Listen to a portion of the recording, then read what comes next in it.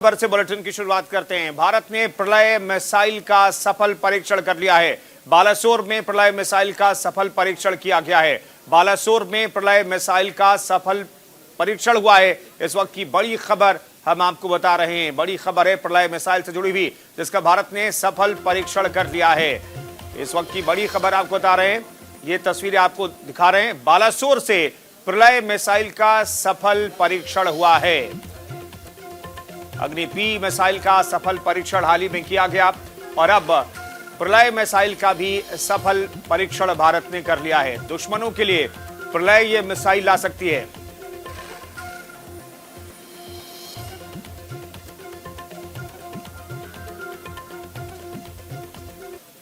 और अब उत्तराखंड से जुड़ी हुई बड़ी खबर, उत्तराखंड की सियासत से जुड़ी हुई बड़ी खबर आपको बताते हैं। दरअसल उत्तराखंड कांग्रेस में फिर बगावत के सुर सुनाई दे रहे हैं। कांग्रेस में अपमानित महसूस कर रहा हूं, ये हरीश रावत ने कहा है। इस वक्त की बड़ी खबर हम आपको बता रहे हैं। संगठन साथ नहीं दे रहा है, हरीश रावत ने ये गंभीर आरोप लगाए हैं। अब विश्राम का समय आ गया, हरीश रावत ने ये बात कही है। वो विश्राम करेंगे या फिर नई राह पकड़ेंगे, ये अपने आप में बड़ा सवाल है, क्योंकि ट्वीट में उन्होंने कई बातें कही है। नया साल नई सोच के साथ वाली बात भी उन्होंने कही है। तो ये हरीश रावत ने बेहद महत्वपूर्ण बात कही है। हरीश रावत ने कहा है कि विश्राम का समय आ गया है, संगठन मेरी नहीं सुन रहा है।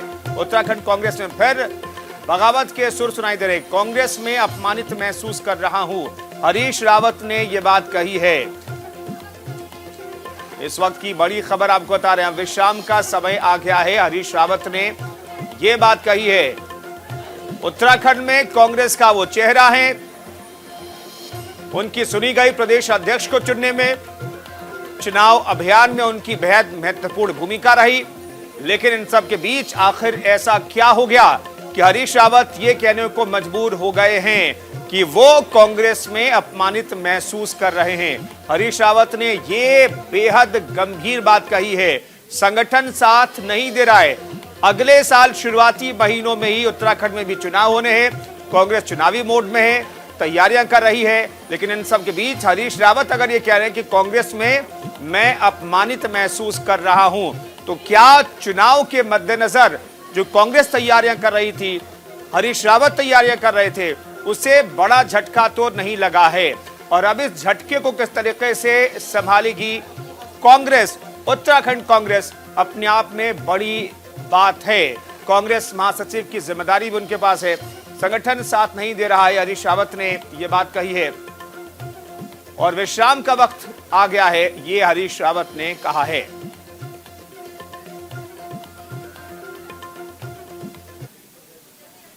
इधर संसद का शीतकालीन सत्र आज समाप्त हो गया। लोकसभा और राज्यसभा की कार्यवाही तय समय से एक दिन पहले ही अनिश्चितकाल तक के लिए स्थगित कर दी गई। बता दें कि संसद का शीतकालीन सत्र 29 नवंबर को शुरू हुआ था, जो 23 दिसंबर तक शेड्यूल था। लेकिन एक दिन पहले ही दोनों सदनों की कार्यवाही अनिश्चितकाल तक के लिए स्थगित कर दी गई।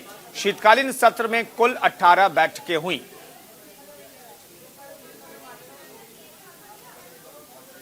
तो ये दो तस्वीरें हम आपको दिखा रहे हैं। अनिश्चितकाल तक के लिए संसद की कार्यवाही स्थगित कर दी गई है। दरअसल इस सत्र में खूब हंगामा हुआ, चाहे 12 राज्यसभा सांसदों के निलंबन का मामला हो, अजय मिश्र टेनी के बर्खास्तगी का मामला हो। तमाम मामलों पर विपक्ष ने सरकार को घेरने की कोशिश की और ज्यादातर बैठकों में हंगामा ही होता रहा। कुछ महत्वपूर्ण बिल पास हुए, चुनाव सुधार बिल उसमें से एक है। तीनों कृषि कानूनों को इसी सत्र में सरकार ने वापस लिया। तो कुछ विधायी काम तो हुए हैं, लेकिन ज्यादातर वक्त में हंगामा ही होता रहा। दोनों सदनों में, राज्यसभा की बात हो या फिर लोकसभा की कार्यवाही की बात हो, दोनों सदनों में जमकर हंगामा हुआ। सभा की कार्रवाई अनिश्चितकाल के लिए स्थगित की जाती है। संसद का शीतकालीन सत्र 29 नवंबर से शुरू हुआ, वो आज अनिश्चितकाल के लिए स्थगित कर दिया गया। इस पूरे सेशन की शुरुआत 12 सांसदों के निलंबन के साथ हुई, जिसके बाद तमाम जो 12 सांसद थे वो संसद भवन के अंदर ही गांधी प्रतिमा पर धरने पर बैठ गए। इसके अलावा इस पूरे सेशन में केंद्रीय गृह राज्य मंत्री अजय मिश्रा टेनी के इस्तीफे की मांग को लगातार विपक्षी सांसद हंगामा करते रहे। हालांकि इस सेशन के आखिरी वक्त में चुनाव सुधार बिल को सरकार ने लोकसभा और राज्यसभा दोनों ने पास करा लिया गया। इसके अलावा बात करें तो महिलाओं से जुड़ा एक बिल यानी कि महिलाओं की शादी को लेकर 18 से 21 करने वाली बिल को लोकसभा में पेश किया गया। हालांकि इस बिल को अब स्टैंडिंग कमेटी में भेजा जाएगा, लेकिन इस सदन के आखिरी होने तक यानी कि आज तक जो सांसदों की निलंबन की संख्या थी वो 12 से 13 हो गई। टीएमसी के सांसद डेरेक ओब्रायन ने राज्यसभा के अंदर सभापति के ऊपर रूल बुक फेंकी, जिसके बाद उन्हें भी निलंबित कर दिया गया। यानी कि सेशन का खत्म होते होते निलंबित सांसदों की संख्या 12 से 13 हो गई। तो कुल मिलाकर बात करें तो ये पूरा सेशन हंगामेदार रहा। हालांकि अगर बात करें तो पूरे सेशन के अंदर लगातार विपक्षी सांसद हंगामा करते रहे। लोकसभा स्पीकर ओम बिरला ने कहा कि इस पूरे सेशन में ज्यादातर समय व्यर्थ रहा। वहीं बात करें राज्यसभा स्पीकर की तो उपराष्ट्रपति वेंकैया नायडू ने भी कहा कि इस पूरे सेशन में उम्मीद के मुताबिक काम नहीं हुआ। तो कुल मिलाकर बात करें तो मानसून सेशन की तरह ही शीतकालीन सत्र भी हंगामेदार रहा और ज्यादातर काम इस सत्र में नहीं किया जा सका। साफ तौर पर बात करें तो एक दिन पहले ही सेशन को स्थगित कर दिया गया है। कैमरा पर्सन शिव कुमार के साथ नमित त्यागी, न्यूज इंडिया, दिल्ली। और सीधे आपको लिए चलते हैं। अब योगी आदित्यनाथ जन विश्वास यात्रा निकाल रहे हैं, उनकी मौजूदगी यहाँ दिखाई दे रही है संभल में, और ये तस्वीरें हम आपको दिखा रहे हैं। देखिए, मुख्यमंत्री योगी आदित्यनाथ जन विश्वास यात्रा दरअसल पूरे उत्तर प्रदेश में निकाली जा रही है।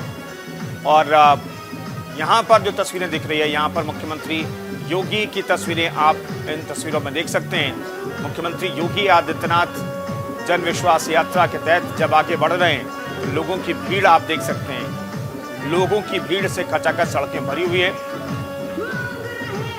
दोनों तरफ लोग योगी आदित्यनाथ को देखने के लिए, सुनने के लिए बड़ी संख्या में यहाँ पर मौजूद हैं। अच्छी खासी भीड़ दिखाई दे रही है यहाँ पर।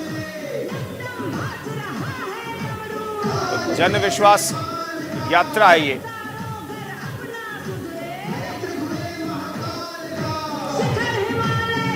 ये तस्वीरें हम आपको सीधे दिखा रहे हैं, संभल से तस्वीरें हैं, माफ कीजिए सोनभद्र से तस्वीरें हैं। सोनभद्र में मुख्यमंत्री योगी आदित्यनाथ मौजूद हैं और यहाँ पर उन्हें सुनने के लिए, देखने के लिए बड़ी संख्या में लोग मौजूद हैं।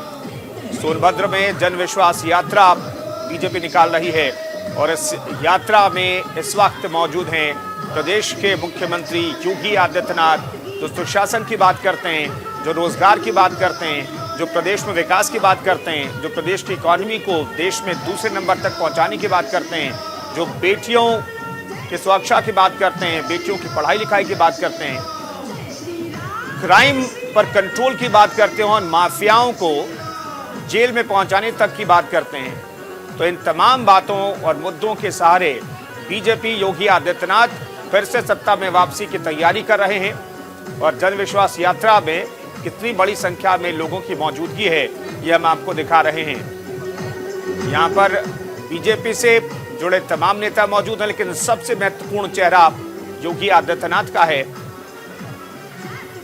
योगी आदित्यनाथ धुआंधार प्रचार कर रहे हैं। प्रधानमंत्री लगातार उत्तर प्रदेश का दौरा कर रहे हैं, लोगों को सौगात दे रहे हैं, आगे की प्लानिंग बता रहे हैं, आगे की योजनाएं बता रहे हैं। और यही सब कुछ बताने, जताने, दिखाने के लिए मुख्यमंत्री योगी आदित्यनाथ सोनभद्र में इस वक्त मौजूद हैं, लोगों का अभिवादन स्वीकार कर रहे हैं।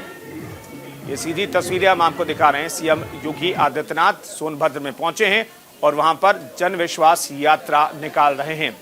फिलहाल आगे बढ़ते हैं। अखिलेश यादव के फोन टैपिंग के आरोप के बाद अब प्रियंका गांधी ने बीजेपी सरकार पर उनके बच्चों के इंस्टाग्राम अकाउंट को हैक करने का आरोप लगाया है। इस मुद्दे पर यूपी के बाराबंकी से बीजेपी सांसद उपेंद्र सिंह रावत ने न्यूज इंडिया से खास बातचीत की। सुनिए उन्होंने क्या कुछ कहा। यूपी की सियासत में आरोप प्रत्यारोप का दौर लगातार जारी है। अखिलेश यादव के करीबियों पर इनकम टैक्स की छापेमारी के बाद अखिलेश यादव ने बीजेपी पर फोन टैपिंग का आरोप लगाया, तो अब यूपी के अंदर कांग्रेस की प्रभारी प्रियंका गांधी वाड्रा ने यह कहा है कि उनके बच्चों के इंस्टाग्राम अकाउंट को सरकार हैक कर रही है। इस पर बातचीत करते हैं यूपी के बाराबंकी से बीजेपी सांसद उपेंद्र रावत जी हैं। उपेंद्र जी, पहले फोन टैपिंग का आरोप अखिलेश यादव ने लगाया सरकार पर और अब प्रियंका गांधी कह रही है कि उनके बच्चों के इंस्टाग्राम अकाउंट को सरकार हैक कर रही है। देखिए, अखिलेश यादव अब उनका कोई जनाधार बचा नहीं है। धरती खिसकती हुई नजर आ रही है। वो चुनाव हार चुके हैं 2017 में, इस बार भी उनकी सरकार बनने की कोई उम्मीद नहीं है। इसलिए वो अनर्गल प्रलाप करते रहते हैं और उल्टे सीधे आरोप लगाते हैं। जहाँ तक उनके यहाँ छापेमारी की बात है, 3 नेताओं के ऊपर छापेमारी हुई। इसके पहले भी तो गायत्री प्रजापति हो चाहे और उनके तमाम और उनकी पार्टी के कई नेता, उनके यहाँ भी छापेमारी हुई है। जो काला धन इकट्ठा करके रखेंगे उनके यहाँ छापेमारी होती रहेगी।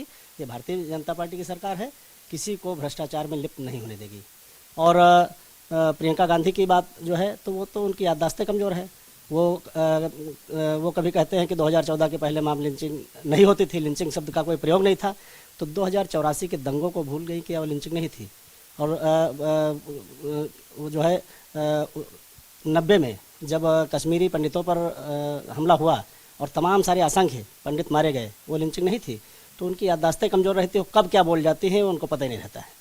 नहीं, प्रियंका गांधी ने यह भी कहा है कि सरकार जो है उनके बच्चों के इंस्टाग्राम अकाउंट को हैक कर रही है। इस आरोप को कैसे? ये आरोप उनका गलत है। और क्या उन्होंने कोई चोरी करके कोई ऐसे डॉक्यूमेंट्स रखे हैं जिनको उनको खतरा है कि अगर ये खुल जाएंगे तो हम जो है जेल के अंदर चले जाएंगे?